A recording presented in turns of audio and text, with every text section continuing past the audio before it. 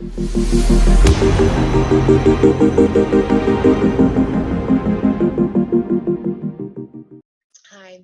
my name is Gibson, and I'm the owner and founder of the Personal Development School. This is your daily breakthrough video, and today we're going to talk a little bit about what to do when you're feeling unseen and unheard in relationships.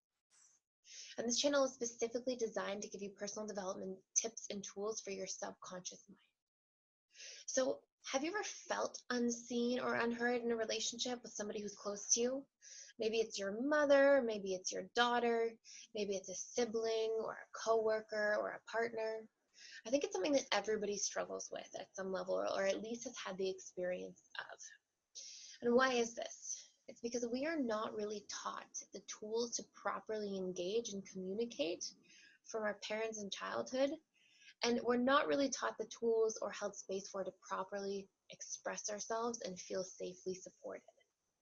Oftentimes when we're children, as we're going through the whole socialization process where we're sort of being conditioned about how to react and behave and how we should be, um, a lot of times when we express our needs or our emotions, they're met with some form of rejection. So you can even just think, for example, like a child crying, and even the parent saying something like, oh, it's okay, you're fine, or stop being a baby, or all of these things are like really deep invalidations to us as human beings, because it's in those moments that we're expressing true vulnerability. And when we're really vulnerable and it's met with rejection, it's quite painful. And because the brain is wired to avoid pain, we tend to adapt through forming conditioned programs. Say it doesn't feel good to express what we feel or what we need because it's met with enough pain and response that we're just going to kind of repress that stuff altogether. And because we don't know what we feel and need, we actually suppress it within ourselves to some degree because it doesn't feel good or feel safe. How could we possibly hold space for other people to express their feelings and their needs? It would almost feel unjust or unfair, and it's definitely some sort of unknown. So this is a really important time where we want to learn this skill and tool because it helps to maintain deeper connection in relationships, develop deeper connection really, maintain whatever good connection was already there. And it helps us to feel like we're actually understood by the people we care about, and helps us develop healthier habits in our relationships when it comes to expressing ourselves. So what are a few things that you need to know? Well, first and foremost, you need to know that if you're feeling unseen and unheard now, chances are you adopted this pattern or program and you felt deeply unseen and unheard in childhood. And this can occur in a few different ways. So number one, our caregivers are largely responsible for conditioning our self-esteem and self-care habits and patterns. So how we are treated in childhood, we end up tending to treat ourselves this way. I can't tell you how many times I've had the experience of having a conversation with somebody, let's say, who felt unseen and unheard in their present day relationship. And when I ask them which parent made them feel unseen and unheard as a child, it's like, oh my gosh, my mom all the time, or my dad always did that, or, there tends to be a really strong correlation there. And this goes for everything. This goes for, parents who are really self-critical or it's parents who are really critical of their kids. A child tends to become some form of perfectionist because being a perfectionist keeps them safe from their parents. If they can be perfect enough, they can avoid punishment. So we develop a lot of these skills and tools to try to adapt and cope with our environment as children. And we tend to carry these things with us. So essentially the net result of this is that our parents treat us a certain way in childhood, and we treat ourselves the exact same way, and they're just in hidden forms. We're not fully recognizing them. And so we're not realizing that on some level we are just repeating the same patterns and treating ourselves the same way that our parents treated us. And this is a really important time to sort of wake up and notice these things. So with that being said, people who feel unseen and unheard very strongly, this can actually occur in a wide variety of different ways. And there tends to be a sort of correlation or connection between the form or way we're feeling unseen and unheard and a bit of our attachment styles and patterns. So number one,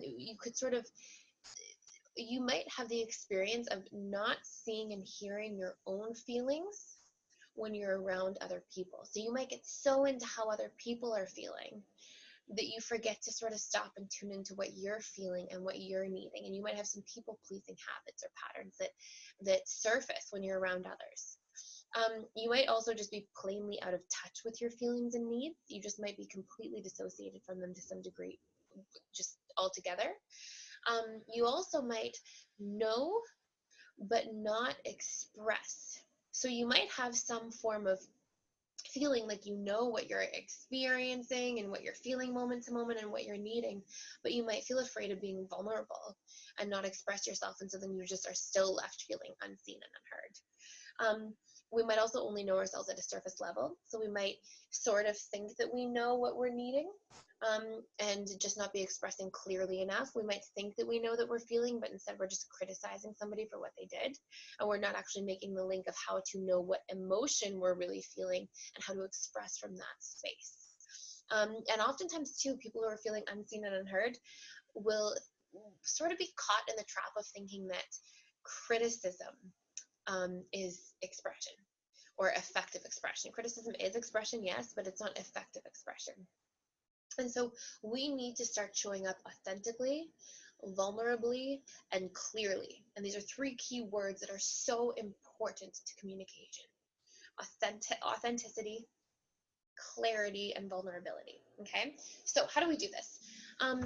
Well, first and foremost, we want to recognize that despite what Hollywood has told us, despite that we're shown all these movies as children and in early adulthood about how the partner knows the other partner's needs and swoops in and saves the day, these are just not accurate depictions of what relationships are like or how they tend to go.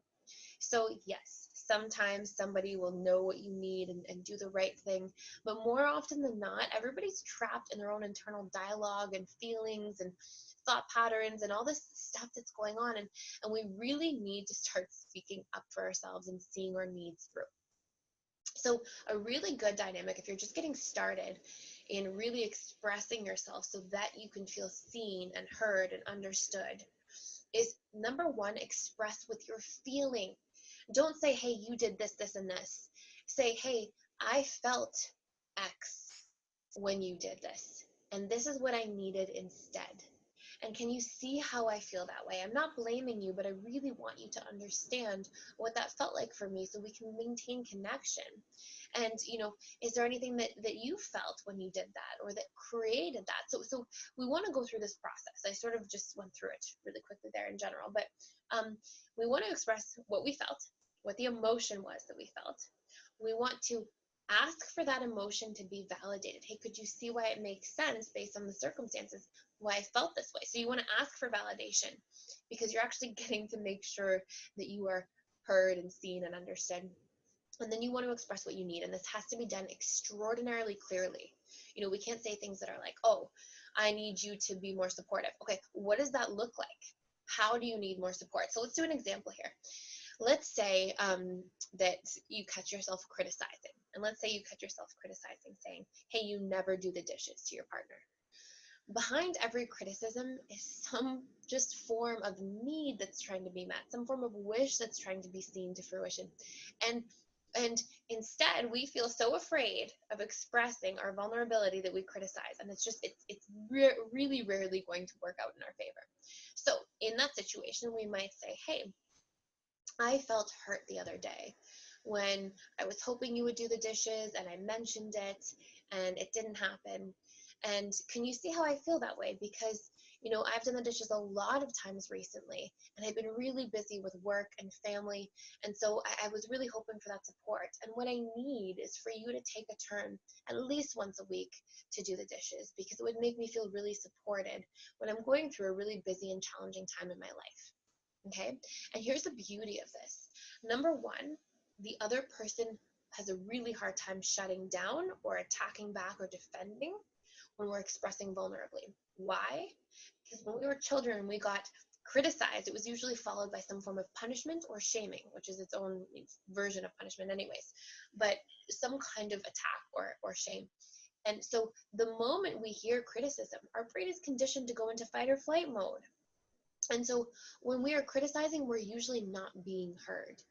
When we're expressing what we feel, we're forced to actually understand what specifically we're feeling.